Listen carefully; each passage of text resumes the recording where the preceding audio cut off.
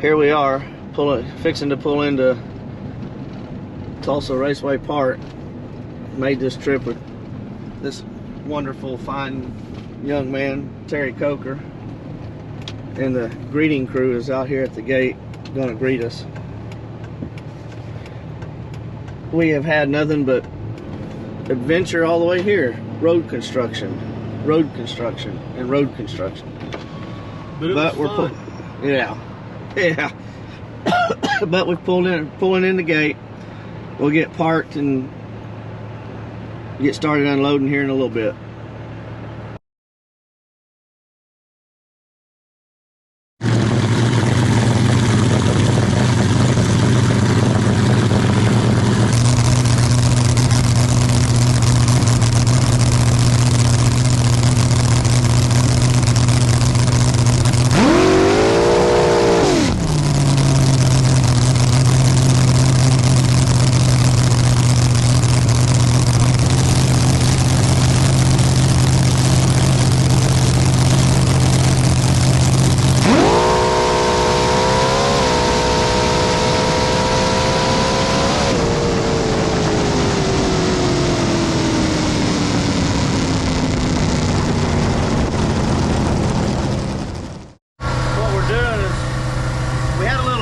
Last night loading the car up, and we were in a hurry to get out of here and go to the hotel.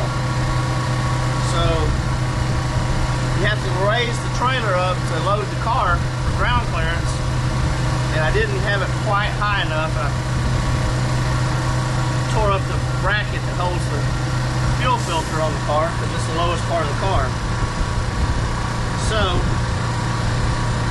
what we're doing today, since I'm fixing the bracket and I got the fuel filter off, we decided that would be the best time to go ahead and clean out the filter and check it. And I just noticed that I got a bad O-ring here, but I don't have another one with me, so what I'm running in this weekend is we're just running 1/8 of a mile instead of a full quarter mile. The class is called Nostalgia Eliminator, and there's what they call an index on it, so you can't run any quicker than 4.50 seconds in the 1/8 of a mile. So in that regards, that's the main rule. You can do whatever you want, engine combination, whatever, as long as it meets all the safety requirements. It's just that you can't run faster than a 450. If you run faster than a 450, even if you were the first one across the finish line, you still lose. And then when it comes to qualifying, also, that is based on you want to run as close to that 450 without going faster to qualify. So right now, after last night, we just went a 478, but out of the 9 cars that are here, we're qualified 4th. The first car was a 452, so he's number 1 qualifier so far. Then a 462 car, so he's number 2. And then the guy 2 trailers over, Michael, he went a 477, so he's just faster than us so far. And then we went a 478. But now that we got to tune up a little bit better, probably gonna have to go underneath the car. What do you need to do, roll the motor over? Well, you need to get him back. Right, here, let me take this off and get it out of the way.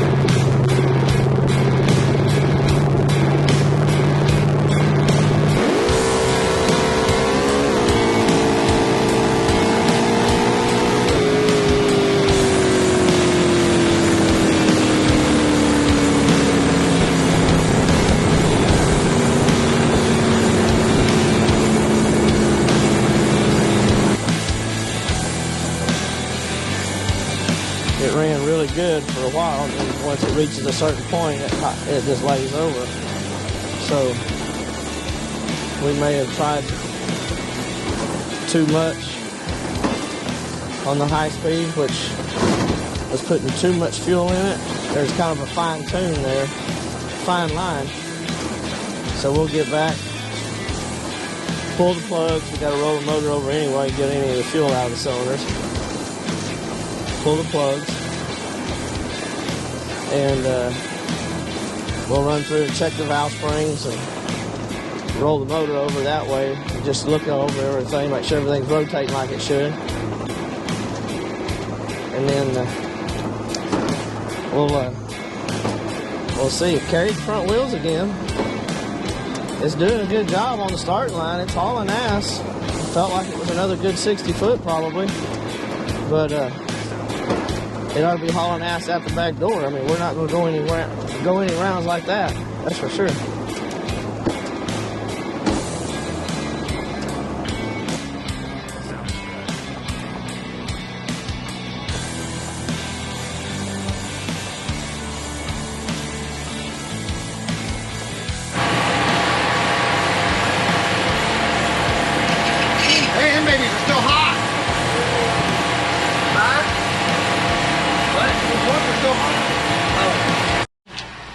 So, we qualified 4th overall out of 9 cars. And we were kind of hunting a tune-up. That's a pretty neat trick there. I like it. Yeah, it worked. See, you learned something today. You're still in school, even on a Saturday at the races. But we're done for the day. We're not going to take any chances. Looks like we hurt a piston. We're using a scope that goes down inside a spark plug hole. The best we can tell, you can see the edge of a piston ring around the edge of the piston. So we're just going to call it quits before we get too bad, make it any worse. So we're going to start loading up a little bit as we can. As the afternoon goes on, we'll load up. So best case scenario, we hurt a piston. Worst case scenario, well, we had several spark plugs. Hold on just a second. Let me go get the spark plugs. Or wait a minute. He brought them in here. So the spark plugs that were in it on this last run, where did he stick them? What did he brought them in? Oh, they might drop. Let me grab them out here. Oh, here they are.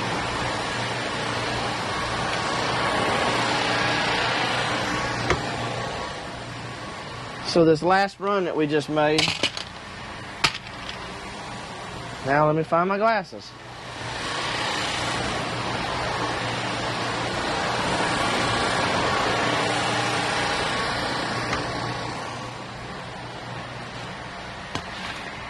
So here's what a fresh spark plug looks like. And you can see this electrode, it comes all the way over, and that's where it makes this connection and makes this spark right there. And basically what the situation is we were trying to make do with what we had, and it really just didn't have enough fuel pump. So we were outrunning the pump.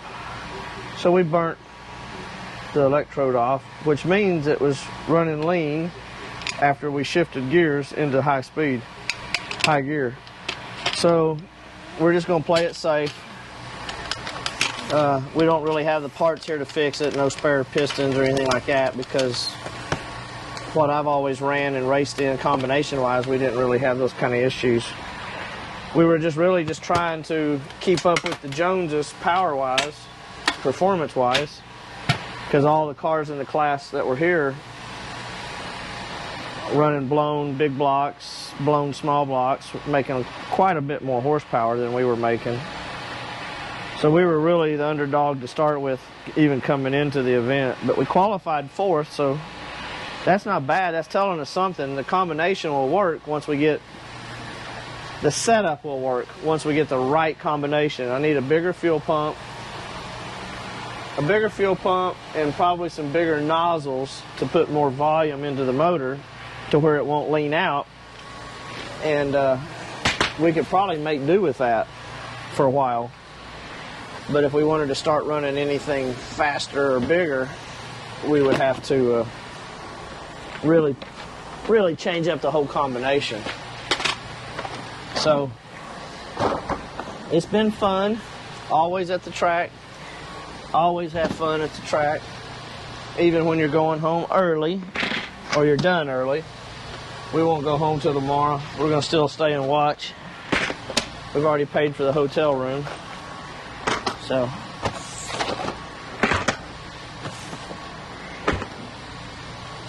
anyway,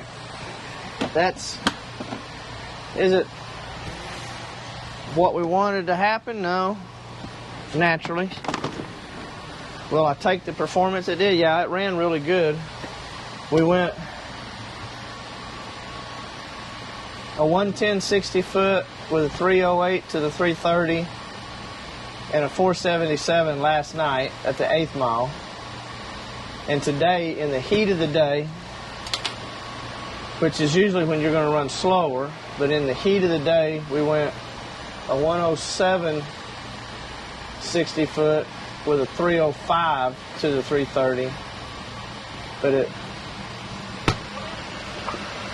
tagged a piston after that. So that's kind of where we are. We'll get it home, get it out of the trailer, pull the heads off and see what's going on. Maybe we don't have to pull the motor out. We can just fix it in the car. So anyway, that's where we are for right now. Thanks for watching. And if you haven't, like and subscribe. And there'll be more of these along with more of what's coming on around the shop. Thank you.